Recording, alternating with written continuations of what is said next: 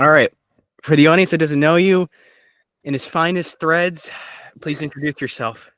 Um, Hello, everyone. My name is Evan Cronin. I go by Okcron on the internet.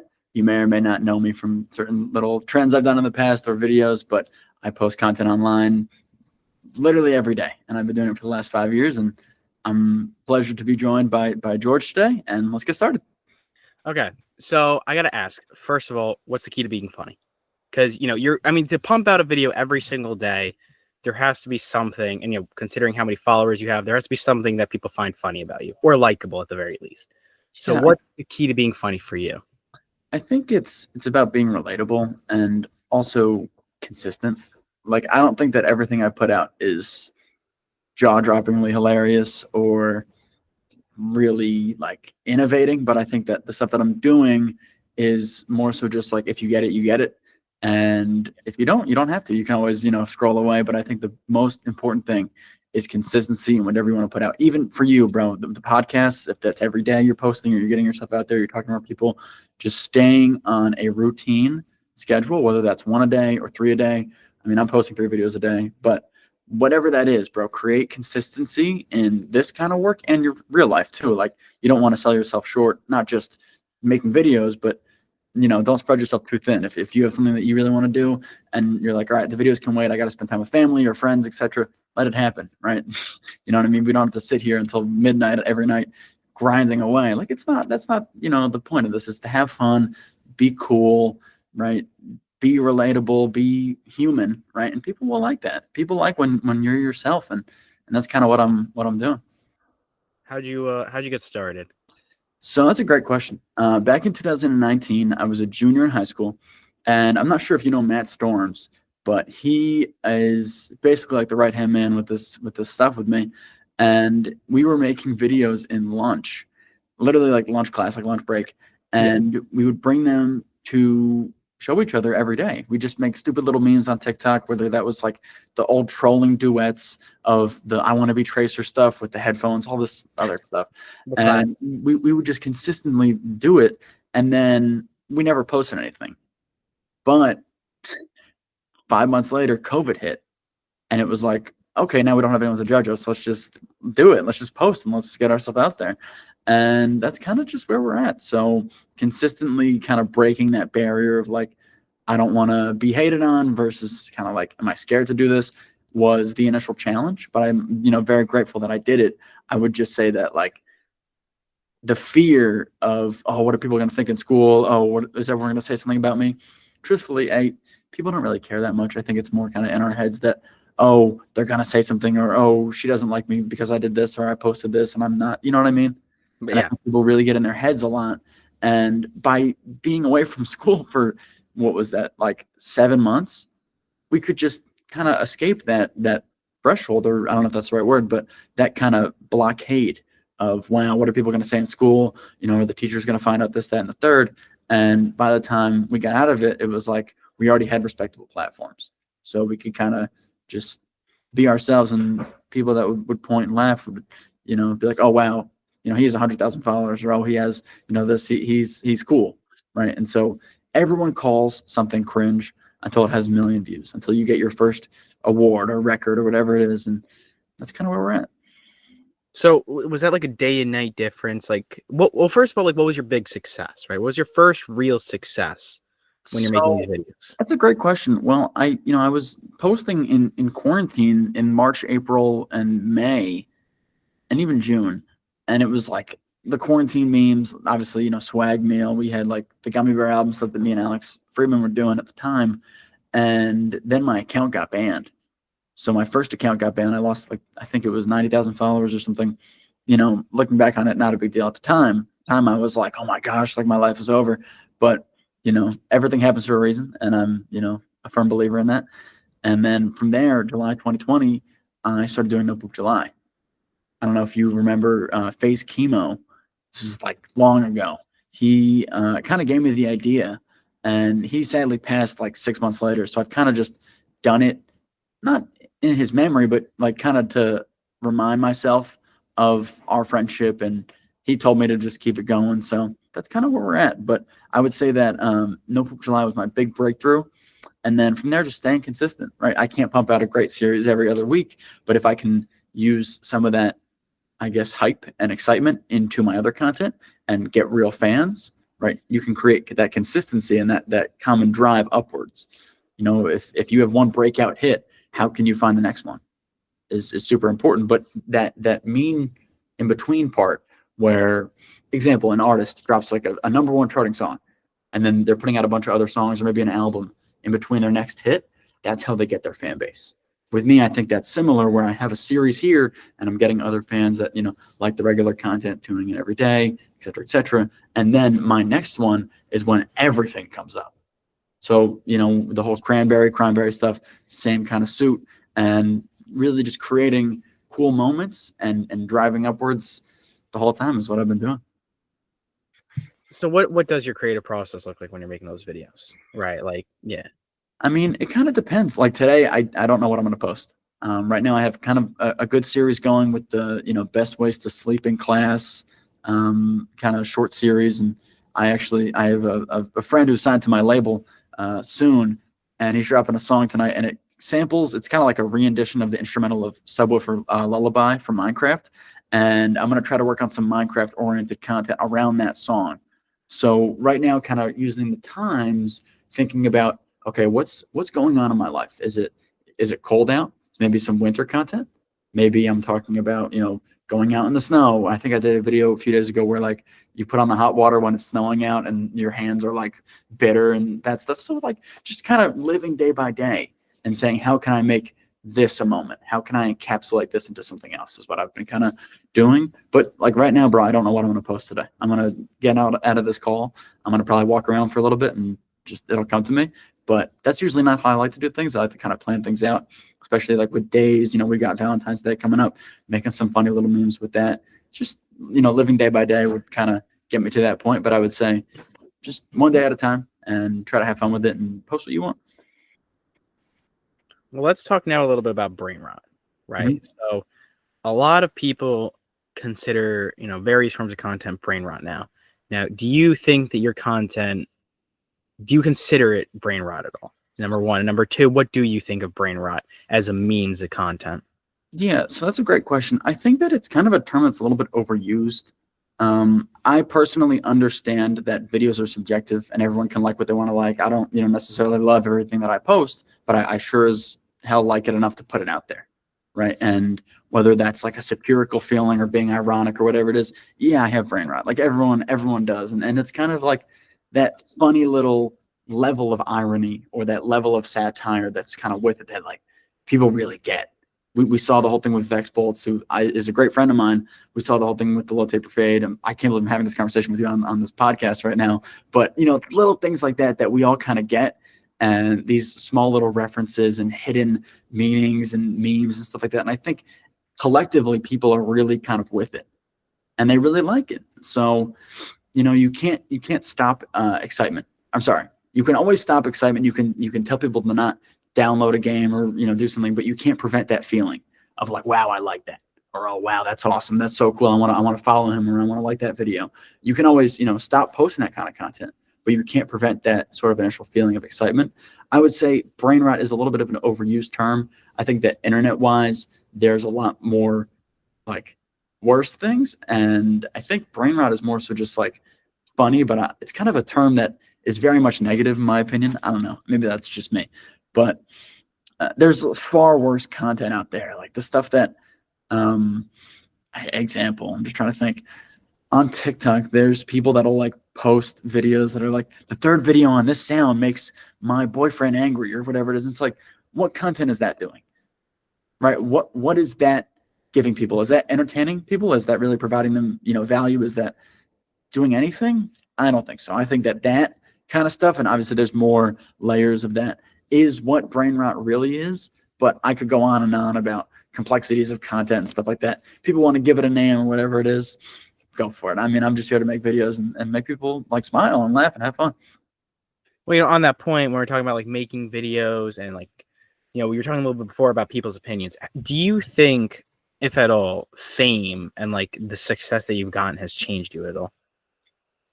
I mean, that's a very good question. I think it's a subjective one. You can look at it in, many different ways. I think that I value my time to the content a little bit more. I can't be on Xbox every night for 3 hours. I can't be, doing stuff that I used to do all the time. And vice versa. I'm doing other things to help me get to a certain point. Like, I love the video stuff. Like, I do this for free, and I do it. I don't get paid on TikTok.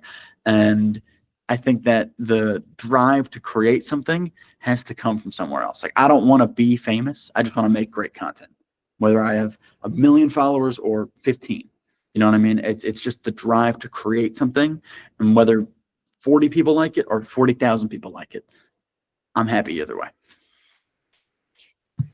I mean, let's also talk too about like recognition. I mean, you have an unbelievable following. I mean, you have 1 million on Instagram. You have 1.3 million on YouTube. I have all the stats open right now. You have like 2 or 3 million on TikTok. Like, you have a really absurd following. All of your videos get really good views. 200,000 views. I'm scrolling through it right now too. All of this. How does that look from your end, right? Like, how do you feel about it, right? Like, do people come up to you? Is it like every day, like as soon as you step out, people are like, oh, it's Evan? Like, how often are you getting recognized, and like, how does that feel? And how was that transition from not being recognized to being recognized? I mean, it's nice. It's cool when you have somebody that kind of sees you out and not just like agrees with you, but resonates with what you're doing. And I think that kind of point, if you will, like not touching people's hearts, but like connecting with people is very important. And it makes me happy, bro. I love taking pictures with fans, if you want to call them that. I don't really like to call it fans because it's more so just like a community, but taking pictures with people or making people smile and they look and, oh, is that guy that made that video? And oh yeah, it is. Wait, I've been following him for years. Like, that's the bro. Just like it's a great feeling, and it really kind of gives me that drive to keep going. Like, what if I stopped? Like, would all these people like be like, damn, like I kind of miss him? You know what I mean? So I think that the recognition from it is great. Sometimes nights views are bad, bro. I'm sure that's a part of creating content. Not every post is going to have 1 billion views, and understanding that and growing with it and saying, hey, if I put this out, maybe it connects with a little bit more people and I get more followers, but that doesn't have 1 million views. Maybe it only has 100,000, but for those 100,000 people that watched, or, whatever it is, they really connected with this one. And maybe I got 500 followers from it. Similarly, you can have a video that's 1 million views. Maybe you're just breaking news content. Maybe you're just saying something that happened, or like, look at this lizard that's walking across my yard. I don't know. But that might not get you as many followers because not as many people will resonate with it. Sure, you can have clicks, sure, you can have likes, but the building the fan base part, I think, is most important. And whether that's a video where, one day the views aren't as great, but you're still going, you're still pushing what you want to push out, that's what's most important. Let's talk about creative process again. You mentioned a little bit about wandering. So you mentioned, I'm going to get up. Like, your process is like very simply, you're just going to get up and walk after this call, and it's going to come to you, whatever you're going to post, right? Do you think you were always a funny person? Like, do you think you always had that in you of like thinking, or like just letting things come to you? Is that like how you've always come up with ideas? Yeah, so that's a great question. I actually have like 7,000 ideas on a Google Doc, but I just don't think they're that great. Like, I can look through them right now, but not everything is going to match up with the time. Some of that stuff is from like 2022. It's great to be current and, keeping your ship going. But if you're constantly bringing up old stuff, not everyone wants to see that. Sometimes they do. Sometimes people want to, be reminded of nostalgic things, but not every time. And you got to, learn to move forward and keep your stuff going. I would say for me, kind of wandering, I play Pokemon Go a lot. I kind of just like walking around in the environment, just living, I think is super important because that's how you make these little relatable videos. And whether you're having one, conversation with a friend, or you're walking around town and you see a car go really fast and that reminds you of, oh, like that one friend that's a crazy driver, just like thinking of things as you kind of live is how I make content. And that's just kind of the process. So I would say wandering, getting my mind right, just being stable. Yesterday, for example, this is kind of crazy, but I was doing a video where I was going to donate $100 for every strike on Wii Bowling. And I had this planned out, and I'm still thinking of it right now, but I was going to get a perfect game. So I donated $1,200. Great. I got a perfect game within the first maybe 45 minutes or so. For some reason, my Elgato crashed. I don't know why, but I think my Mac went to sleep, and then it stopped recording. And then as soon as I like pressed the button, it turned back on and it was already over. So the whole footage was lost. And dude, I was trying to get this perfect game for like 5 hours yesterday after that. So I'd got it at noon and I was trying for the next 5 hours and I didn't get it. And I was like, what am I doing with my life? Like, this is not even fun to the point where, like, why would I want to post this, right? So granted, I'm sure I can do something similar with a donation to a right cause with the Wii bowling stuff eventually. Maybe when I'm out of college and I, got more time in the summer. I don't know what it is. But that kind of mindset of like, let's flip stuff off and get outside, let's wander around, let's cool down for a bit and get comfortable is something that I really kind of thrive on. So, when we're talking about that, there's plenty of people that kind of have the opposite way of doing things, right? So, we can talk about the Mr. Beasts of the world and the whoever, I guess the Logan Pauls maybe. These really, really hyper focused individuals that are super into their work, like 12 hours a day, right? Now, I don't think that's sustainable, but do you think that there's anything to that? The no work-life balance type of people, right? The let the work kill you basically type people. Yeah, that's a good question. I think that, pressure makes diamonds. Mr. Beast is far more successful than I am and probably will ever be, but I definitely kind of see he's very much to the stats, but that's what makes him him. Do you know what I mean? He's doing TV shows with Amazon, right? Nobody thought that was possible in 2020. People looked at him as like a funny guy to watch when you're eating dinner or you're waking up in the morning. That was it, right? He's progressed because he's grown and he's innovated to a point where he's at a certain status. But whether that comes with like no work-life balance or the grind or whatever it is kind of how he interprets it, right? If I was in his position, maybe I'd spend more time just hanging out with friends. But we also post two different styles of content. Like, I'm very much consistent on the day. I'm always, you know what you're going to get with me. With him, you kind of know, but he's always trying to innovate and do something different. And his quality is much more like widespread, if you will. Whereas I'm like consistent to the bone. You know what you're going to get and you get it. But with him, like, he's always trying to grind to make the next thing and keep it going. Now, whether that deteriorates his mental stability or whatever it is, or I don't know, that's up to him. But I would say that it just kind of depends on the person. We're all different. We all post different styles of content, and the drive to keep innovating is super important. Last night I was up till 1 a.m. working on videos. But that's because I got late out of the Wii bowling thing, and then I got home. I told myself, listen, no more Elgato. I put the Wii downstairs. I was like, this has got to end. I got to just lock back in for a bit. I've got school stuff to do. I've got things I've got to accomplish this week. I can't sit here and try to grind out this Wii bowling video for 4 more days. Right? I'd love to, but it's just not the time.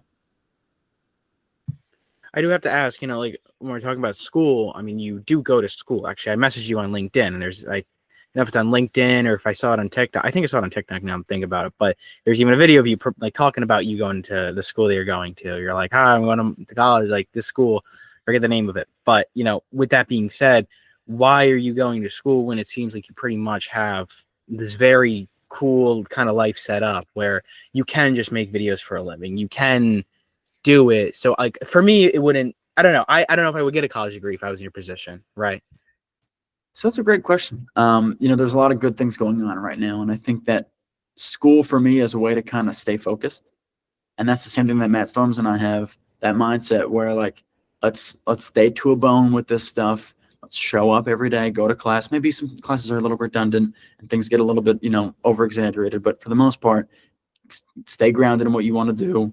Just keep being consistent. For me, though, when I started this, I got here in 2021. So by that time, I had maybe like 400,000 followers.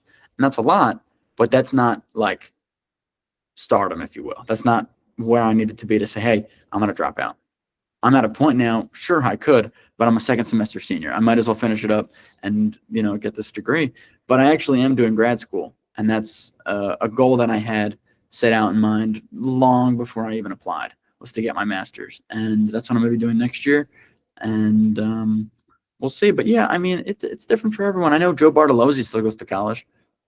Like he's still doing class, he's still having fun. And I think we all kind of came up in that same bubble of like, are we good enough to not go?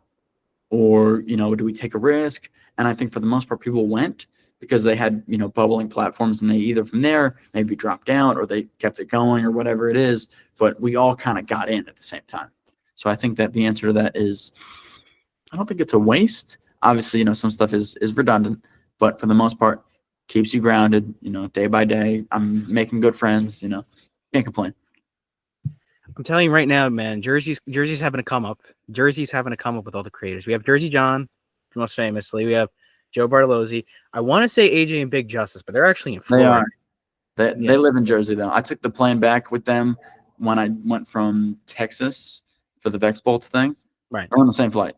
So they have 2 houses, I think. They were bowling at the local bowling alley that I live at.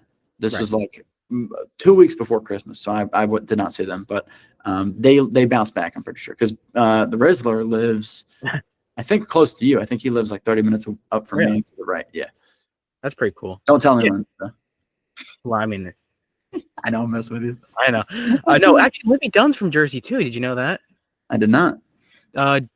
Should I say where she's from? I don't know. Probably not. Yeah, probably not. No, because I to the high school I go to, there's people that are actually live like family friends with Libby Dunn, and they're like, oh, she lives down in this place, which is actually very close to me. I don't know where Baby Gronk is from though. No, he could be from Jersey. I have a feeling he's from Mass. I could be wrong though, but I don't really know, man. I think that the content with guys like him, the Rizzler, and AJ, and I think even that Kevin G guy, you kind of all put in the same bubble, and it's, can they actually bring up a personality that people like, or is it their parents guiding something that is not them? Right? We see the success of, obviously, AJ and Big Justice's family as a whole with the content, right? Wholesome, fun, interactive, cool fan base. The Rizzler, people love him, right? Because that's what they want to do. You look at guys like Baby Gronk, who is really just forced content, right? Nobody looked back and said, wow, this guy, we love his videos. No, bro, he was like forced into fame. It's really just a meme. No hate, but it's just like, it's almost like, what are you providing your audience? Right. And I think that's a key part, especially, I saw a thing about Livy Dunn standing up for Sabrina Carpenter. This is like totally terribly random, but stood up for Sabrina Carpenter when the rumors that Brecky Hill was like cheating on her boyfriend. I don't know, something like that. Like her boyfriend was cheating with Brecky Hill, and Livy Dunn stood up for her. And one thing that I noticed, and this might sound kind of crazy, is that Brecky Hill wasn't getting defended by the ladies because her fan base is a majority male. Right. Livy Dunn has female fans. She's a trailblazer in the gymnastics stuff. She's doing all these other Sports Illustrated things. She's dating one of the best pitchers in the baseball league. Right. She has a female fan base, whereas Brecky Hill didn't, and we saw that she got slammed by her, by Twitter and everyone online. And my thing, it's the same connection that I have with Rizzler and AJ and all these other guys, is provide value to your fan base. Right? Is Brecky Hill posting content that is going to, not just educate younger women, but is that going to provide value to them? Or is she just doing stuff because she knows she's going to get clicks from guys? That's up to interpretation. But I think provide value to your fan base, build up your core, and you'll do well. 100%, man. If there's one meta that I can't stand, it's the OnlyFans meta, if you can even call it that. Yeah, and I'd be careful calling it that on this stream. But I would say, people can do what they want to do. They can post what they want to post. They can do all this other stuff. But in 5 years, right, is that going to really give you superstar status? I don't know. That's up to interpretation. I personally don't think that that's going to be the case for a lot of these people. I don't see individuals like, I'm not going to say names, but I don't see them securing soda deals. I don't see them doing cool things with brands or collaborating and doing anything beyond just like working for views. I seriously, like, no hate to anyone, right? I don't have any hate for anybody, but provide value to your audience, build up your fan base, get a community, and grow. That's kind of my sense. I was going to say, didn't Camila Arujo, I think is her name, she's in the Bob House, like one of the more famous members. But didn't she get her come up through Mr. Beast? Like, I think she was on an episode, and I have respect for people who put themselves out there and making content. I don't personally for selling my body, right? That's not what I'm doing. Maybe I don't get it. Maybe I'm not in that kind of financial situation. But I think that she got her come up from Mr. Beast. People really kind of thought she was attractive, and then it turned into this other thing. But granted, though, I will say she's made a lot of great content, like the stuff where she's been out at Starbucks and doing other things. She puts herself out there, right? I can't say that she's got no talent. She does make creative videos, pretty entertaining stuff. Not that I resonate with, but some people do. I know she has a pretty strong female fan base as well, right? She does the stuff online with the paid courses and whatever you want to call it, but she does have a pretty large female fan base. well, let's talk about Vex Bolts now, because when we're talking about the Bop House, and immediately reminded me of Vex Bolts, who we've spoken about a few times. What was the mass unfollowing, refollowing thing? I feel like I was totally lost when it happened, and then it unhappened, and it doesn't, because he was at 9 million, then he was at 5 million, then he was at 5, then it's up and down, and I didn't really understand that. So explain it to me. Yeah, so Vex is a great kid. He's a good friend of mine. I consider him a friend, back before this all started and even now, right? The whole thing with him is that his kind of content, if you will, the brain rot stuff, is, how do I put this? People will tune in whether they're a fan of it and find it funny, find it ironic, and find it satirical and send it to their friends. And there's a whole other batch of people that will tune in despite being a hater. People will tune into his stuff, whether he has, 1 million supporters or 0. And they will hate, they will comment, they will view, they will do whatever. Say, this kid stinks, da-da-da-da. So he has this Pullman for people that hate him and love him. And the haters were like, we're leaving you in 2024. I'm done with this content, all this other stuff. And then it kind of got to him. But this is where he kind of optimized things. And this is where I have a lot of respect for him, is that they said, we're going to mass unfollow you and we're going to leave you in 2024. And listen, you can mass unfollow someone. They have 2 million followers. I'm sure that 1 million of those people, half of those people, maybe 30%, 40% actually like the content. They actually find them funny. They actually resonate with it. They actually enjoy it. They're entertained by it. So whether you say to mass unfollow everyone, or you say to mass unfollow Okcron or Vex Bolts or whatever it is, there will be people that won't, right? There will be people that actually like his content. Example, people are trying to mass unfollow the Chiefs right now because they're in the Super Bowl for the 3rd straight year. And it's like, people that follow the Chiefs are actual fans of them. So it's not like that would do anything, right? You could follow them and get to 3 mil, and then, let's say they're at 1 million followers, you get them to 3 mil, and then you mass unfollow them, and now they're back to 2 million because half the people forgot about it. Half the people that follow Vex Bolts don't even know why they follow him. Not all of them, but I'm saying there's a majority of that came with that trend. Same with me. I'm sure there's people that don't even know why they follow me. So it's kind of like, if the Vex Bolts mass unfollowing thing was really optimized because he knew he'd get so much traction and growth off of that hate, if you will, that it spiked to a point where he had so much momentum that that one video had 300 million views. He did the whole revival thing because he wants to keep posting content. He told me this face to face. He says, got to get back to the grind. We got to get back going. And you can stay locked in 2024 forever, or you can do something cooler.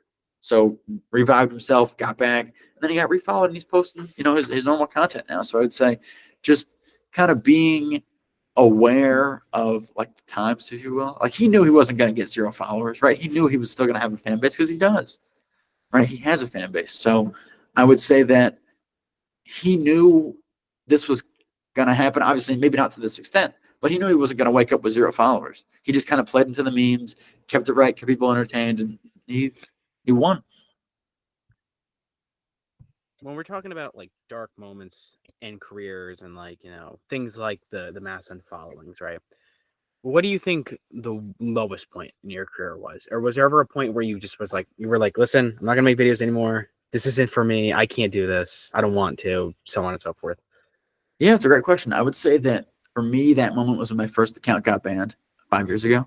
Granted, that was a one-night thing. It hurt like no other to lose 90,000 followers. I thought the world was going to end, right? This was in quarantine. I didn't really have any other people around that I could hang out with and kind of get my mind off of it. And I said I was just going to grind it out. I was just going to grind and post. And the content back then was so bad that I wasn't, too confident in anyways. I knew not everyone was going to follow me back, right? I know that I've still lost people that probably don't know where I am right now, and that's okay, right? You can still create and make great moments. Textpulse is a great example of this. You kind of move forward and move on. People will resonate with you, and they will like you regardless. It's whether you're making 1 video a day or 3 videos a day. Keep your ship going. Keep the wheels turning. You'll be all right. It hurt, it hurt to lose 90,000 followers. It hurt to, lose all these other things, but the right things will happen for the right reasons at the right time, right? I've always said, like, there's no such thing as right person, wrong time, because the right person always makes the time right. Whether that's a relationship, a friendship, or whatever it is, dude, you can always find the time to make things right. Let's talk about that. So we're talking about time and, moving forward and backward and throughout your career 5 years from now, right? I don't know how old you're going to be. I'm doing the math. If you're like 20 something right now, you're going to be like in your late 20s in 5 years from now, right? Mm-hmm. So with that being said, what do you see yourself doing? Are you still going to be making videos? Are you just going to be, working regularly like everybody else? Like, what are you doing differently, if at all, if anything? So that's a great question. I would say that for me in 5 years, I just want to, I don't know, because 5 years ago today, I wasn't doing any videos. So I could say, maybe 5 years ago today, I wanted to just be in college. Maybe in 5 years, I'm, working alongside Mr. Beast, or maybe I'm doing something bigger. Maybe I'm, forming a team of Avengers, of creators, to do something even crazier. I don't know. I have no idea. I just take it day by day. I would say that in 5 years, though, just being happy in, controlling who I am and being comfortable with where I'm at is obviously a good starting point. But I don't really know. The next 5 years could be a whirlwind of things, from new sodas to collaborations that I haven't thought about, and finding new ways to blend videos with humor and other trends and things like that. So I'd love to keep making videos, whether that's going to be, long form in the future only, or maybe it's the short form. Maybe I'm elevating the skits to a point where it was like, wow, I haven't done this before. What can I tap into now to keep it going? I think my content's gotten better over, the past few years. So if I can continue to kind of grind and grow, that's where I want to be. Well, we talked about the future. We talked a little bit about the past. Let's talk even further in the past. How do you think you were as a kid? How would you describe yourself as a kid? Good question. So I was always doing like the videos. I was always doing trick shots at my house, and I was just like throwing like ping pong balls in the cups and footballs into basketball hoops, as any middle schooler would do.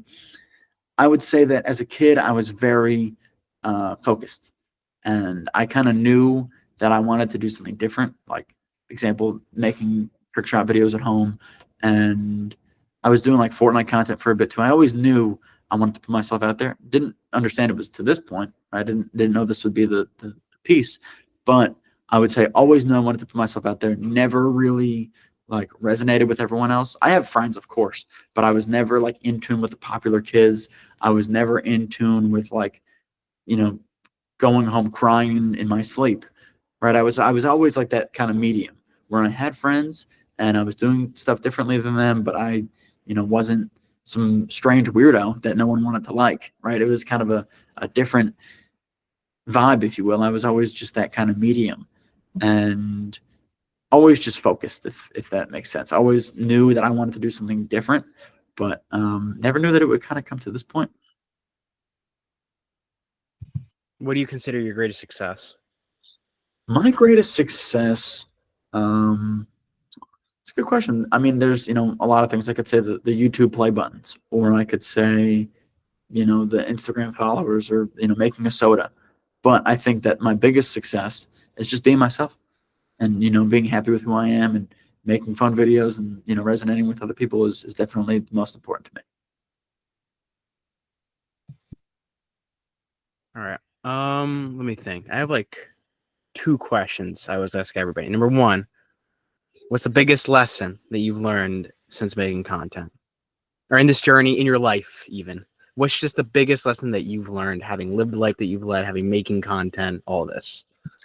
I would say never chase one moment, right? It's so easy to kind of get caught up in one series or one set style of videos, and just that's what I'm going to do. I can only do this. I can, only be like this. I'm not going to do anything else.